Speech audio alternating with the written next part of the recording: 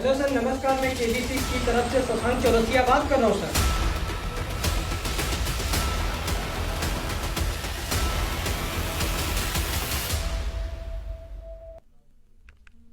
नमस्कार, स्वदेश न्यूज देख रहे हैं आप। मैं हूं आपके साथ राखी और आज हम बात करेंगे साइबर ठगों से सावधान।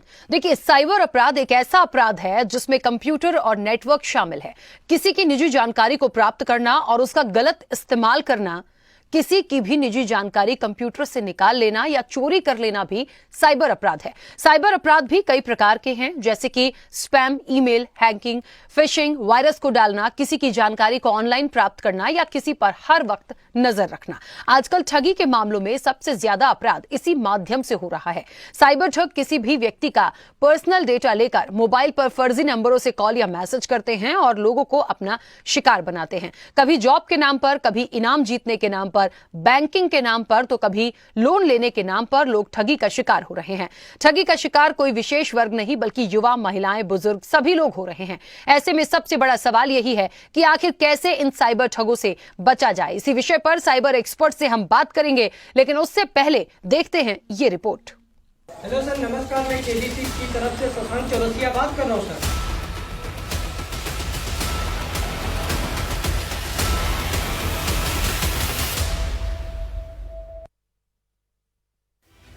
पढ़ाई के साथ नौकरी की तलाश में अपना सीवी ऐप या अन्य वेबसाइट पर अपलोड कर रहे युवाओं के साथ ठगी के मामले बढ़ रहे हैं।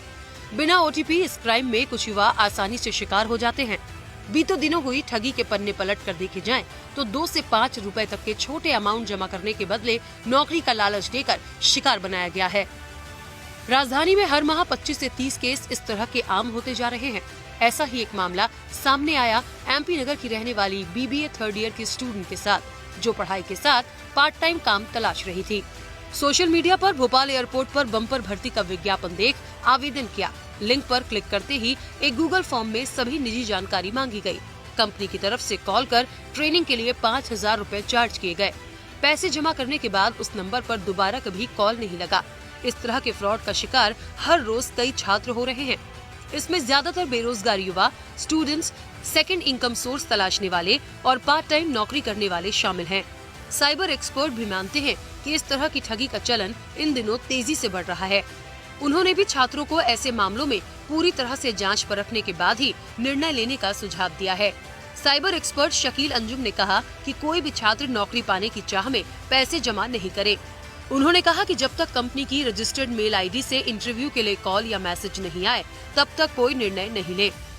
कोई भी कंपनी रुपए चार्ज नहीं करती है। यहाँ पर बहुत सारी फ्रॉड कंपनी सक्रिय हो गई हैं जो वर्क फ्रॉम होम और जॉब फ्रॉड चला रहे हैं। 2-2, 3-3 हज़ार रुपये रजिस्ट्रेशन के नाम पे ले लेते हैं। फिर ना तो उनका फ़ोन उठता है, ना उनकी वेबसाइट पे आप पहुँच पाते हो और छोटा अमाउंट रहता है, इसलिए शिकायतें भी कम होती हैं। मगर देखने में आ रहा है विद्यार्थियों के लिए तो ये भी बहुत बड़ा अमाउंट रहता है।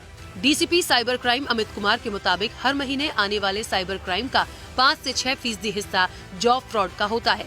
आजकल वेबसाइट बनाना आसान है, बेरोजगार जॉब के लालच में इसका शिकार बन जाते हैं। उन्होंने कहा कि सावधानी और सतर्कता बेहद जरूरी है। कॉल करते हैं, मैसेज करते हैं और मैसेज पे फिर उनको एक टास्क कंप्लीट कराना शुरू कर देते हैं और फिर कुछ दिनों के बाद जो है कमीशन लेना शुरू कर देते हैं कि अगर आप 20,000 रुपये या 30,000 रुपये हमें देंगे तो फिर आपको जो है फाइनली हम ऑथराइज करेंगे कंपनी में काम करने के लिए। इस तरीके से लगभग जो है कई जॉब फ्रॉड के केसेज आते हैं और मैं मानता हूँ कि जितने हमारे पास शिकायतें आती हैं उसमें 5% केसेज जो है जॉब फ्रॉड के होते हैं। तो रेगुलरली जो है हम लोगों को जो है सलाह देते हैं कि दूसरे लोगों के झांसे में ना आए और कोई भी ऑथराइज्ड कंपनी नौकरी कराने के समय आपसे जो है पैसे नहीं मांगती है। ओटीपी के फ्रॉड में आई जागरूकता के बाद साइबर ठगों ने बेरोजगार छात्रों को अपना निशाना बनाना शुरू कर दिया। बिना ओटीपी का क्राइम आसानी से फल फूल रहा है। ठगों के इस जाल में बीटेक, एमबीए, बीबीए, एमसीए जैसे कोर्सेज के स्टूडेंट्स नौकरी की तलाश के लिए तमाम तरह के ऐप और वेबसाइट पर अपना सीवी डाल देते हैं। साइबर जालसाज ऐसे लोगों को एक ऑफर लेटर भेजकर आसानी से ठगी को अंजाम दे रहे हैं, लेकिन जागरूकता से ही इस तरह के जॉब फ्रॉड से बचा जा सकता है। कैमरा पर्सन शैलेंद्र रावत के साथ मोहम्मद ताहिर खान, स्वदेश न्यूज, भोपाल।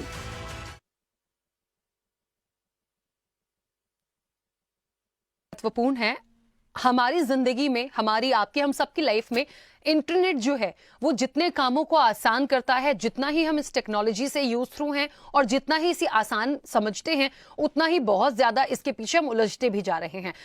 ये बहुत जरूरी है कि हम इन सारी चीजों को अपनाएं, लेकिन इनके लिए अवेयरनेस बहुत जरूरी है।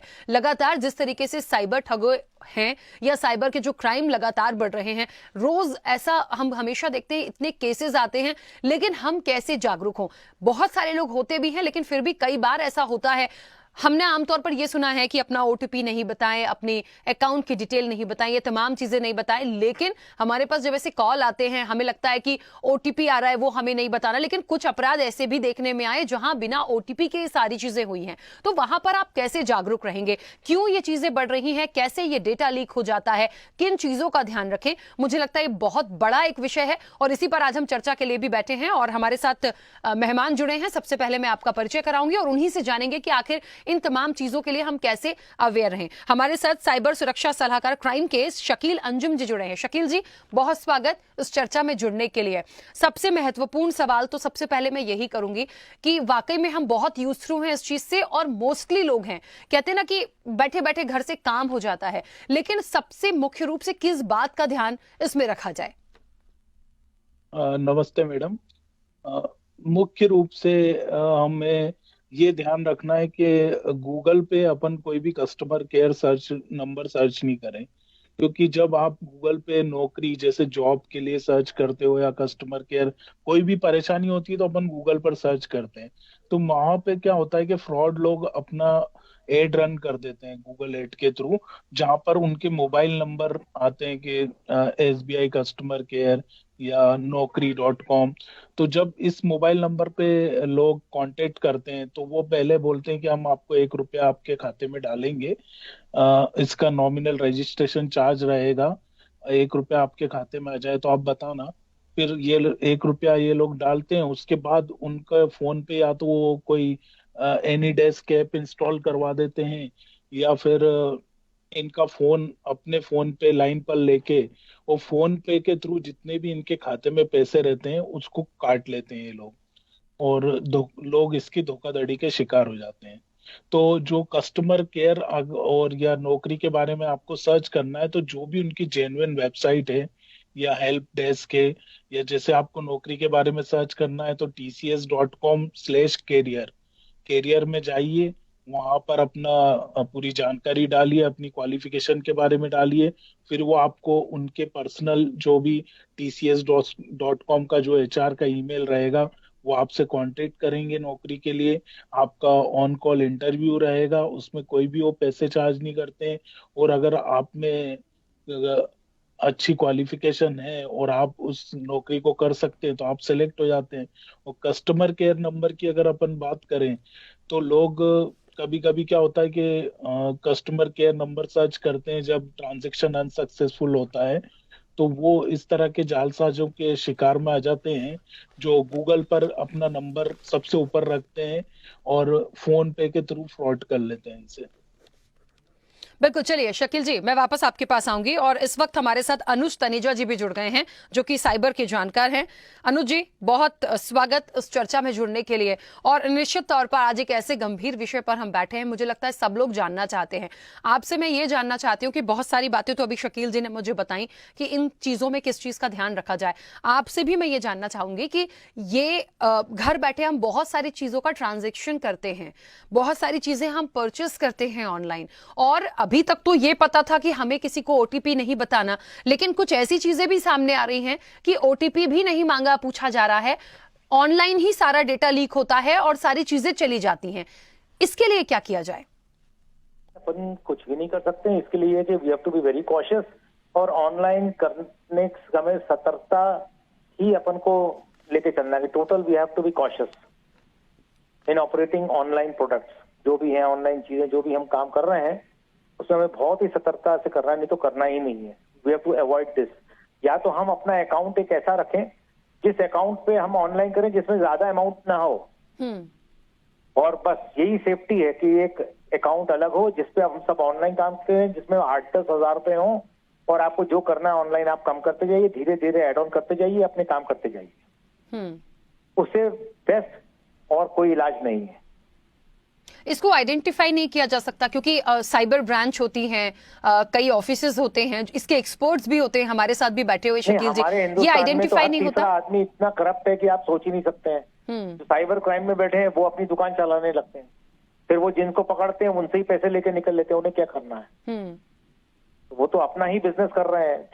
जो कुर्सी सरकारी कुर्सी में बैठा है वो अपनी दुकान चला रहा है, उसे देश से कोई लेना देना नहीं है। They are more interested in putting money in their pockets. अगर वो किसी को पकड़ते भी हैं तो उससे पैसे ले लेते हैं, उनका काम हो जाता है, खत्म।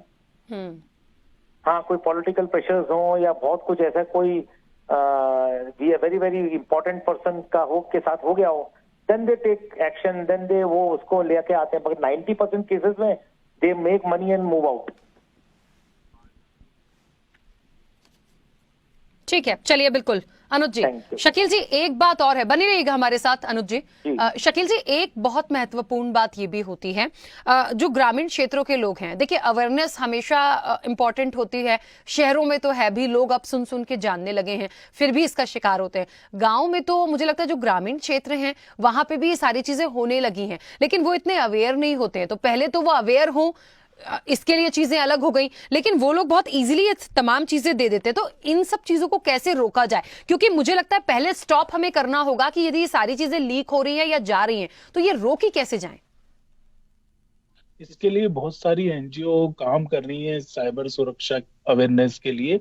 हमारी एनजीओ साइबर वेलफेयर सोसाइटी, वो भी काम करती है। गवर्नमेंट की एक सोशल मीडिया पे पोर्टल है साइबर दोस्त करके, जिससे वो अवेयरनेस से रिलेटेड वीडियो और आर्टिकल्स पोस्ट करते हैं, और उसमें बहुत इजी गोइंग तरीके से उन्होंने समझाया है कि कैसे आपको अवेयर रहना है, ओटीपी शेयर नहीं करना है।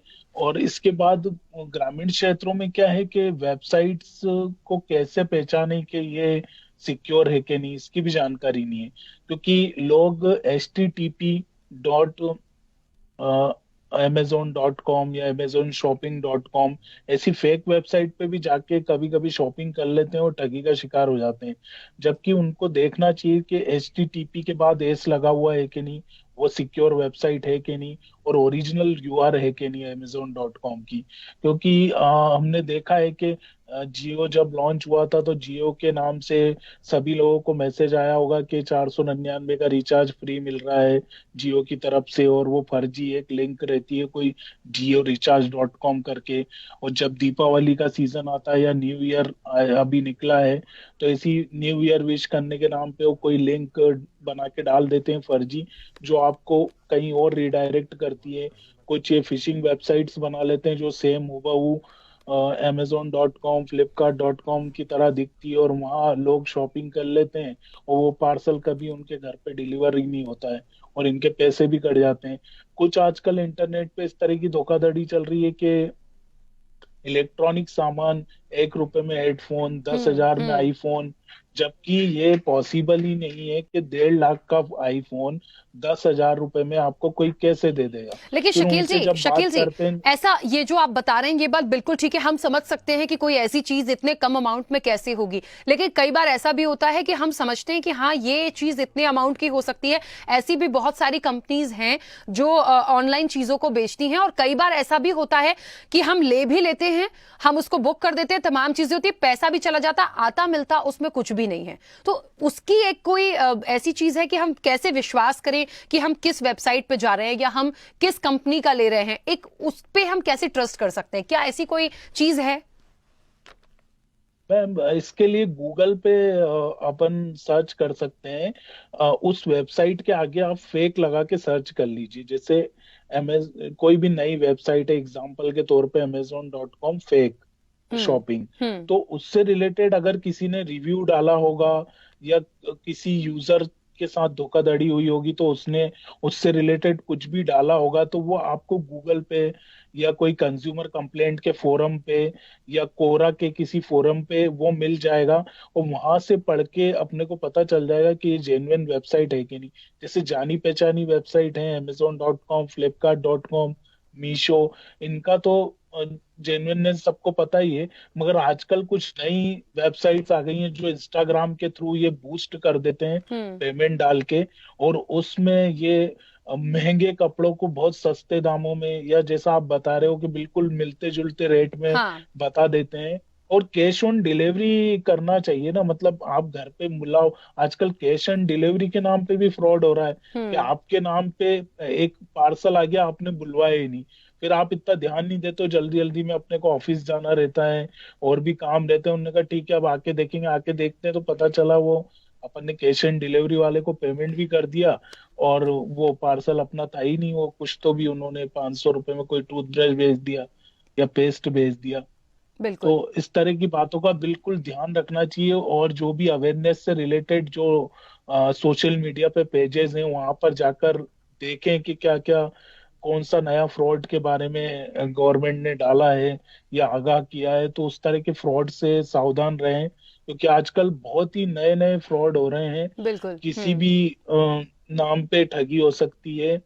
बिल्कुल। इसका अभी एक कुछ दिन एक पहले एक मैसेज मुझे लगता है अच्छा है कि जो नामी कंपनियां हैं जहां से लोग लेते हैं वहां पे ही आप करिए। ऐसी कोई नई सी चीज है तो उसमें तो मुझे लगता है आप ट्राई ही ना करें तो बहुत अच्छा है। और यदि करते हैं तो आपने अच्छा बताया कि उसके आगे आप फेक डाल दीजिए, यदि आप सर्च करते हैं तो शायद उससे रिलेटेड चीजें मिल जाएं। ये भी एक बहुत अच्छी बात है। अनुज जी, एक बात और बहुत महत्वपूर्ण है। कई बार ऐसा होता है कि हम अमाउंट किसी को भेज रहे होते हैं और वो गलती से किसी और नंबर पर चला जाता है।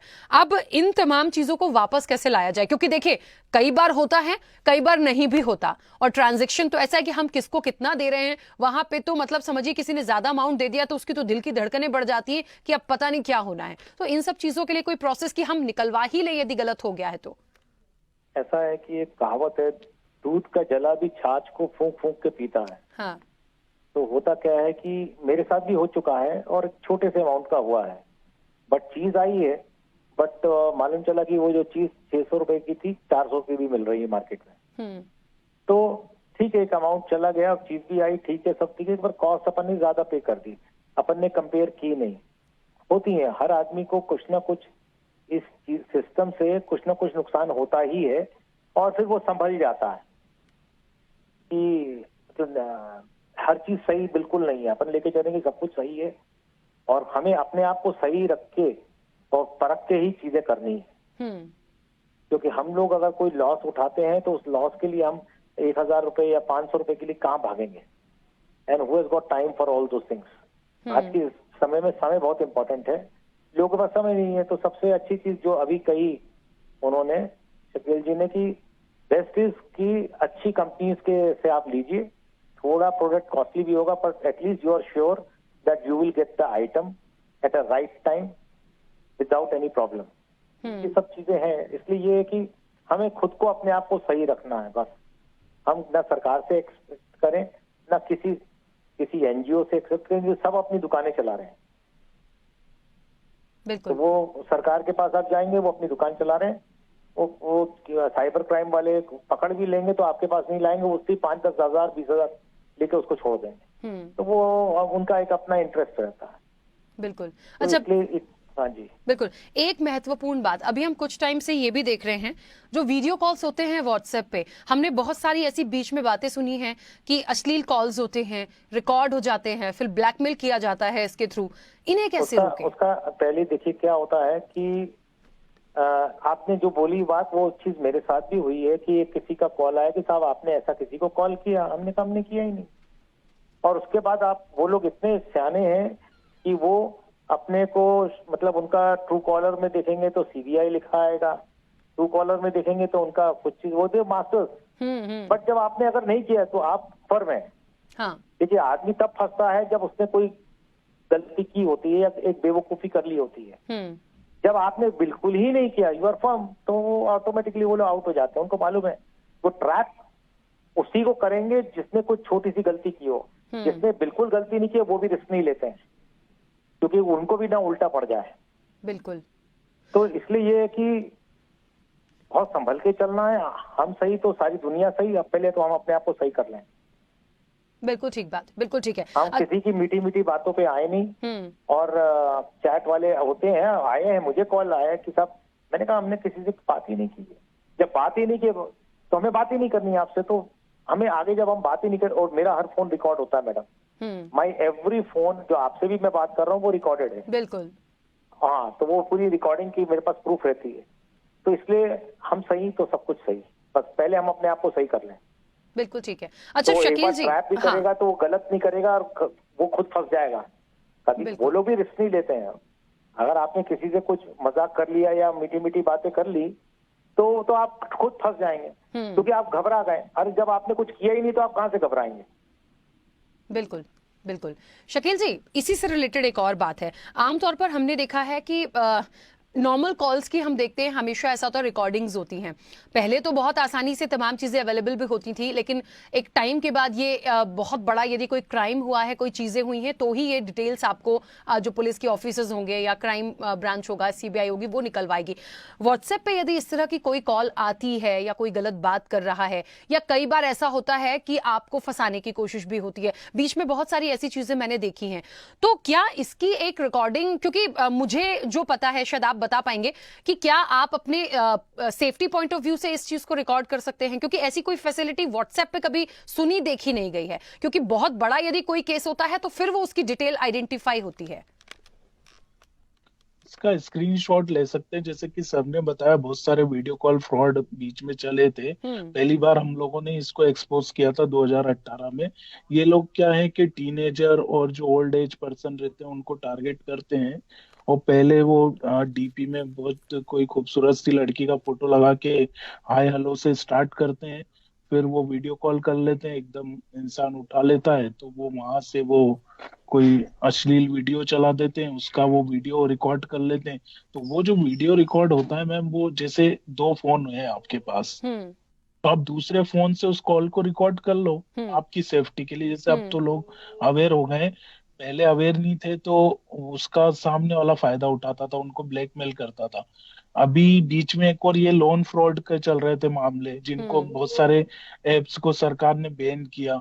वो छोटे छोटे अमाउंट में लोन दे देते थे लोगों को, और ये जो स्कूल जाने वाले बच्चे हैं या कोई कामकाजी महिलाएं हैं, उनको जानकारी नहीं रहती, अपना आधार कार्ड पैन कार्ड अपलोड कर देते हैं। और ऐप में ये सबसे बड़ी बात ये है कि प्ले स्टोर पे अगर ऐप अवेलेबल है लोन की तो ठीक है, चलो जेन्युइन होगी, मगर वो अलग से आपको कोई एपीके फाइल डाउनलोड करवा रहे हैं, उसके बाद वो आपकी सारी परमिशंस ले रहे हैं, अलाउ अलाउ करवा रहे हैं, gallery allow, microphone allow, media access allow. आप खुद ही उनको परमिशन दे रहे हो कि आप हमारा पूरा फोन देख लो, उसमें से डेटा निकाल लो।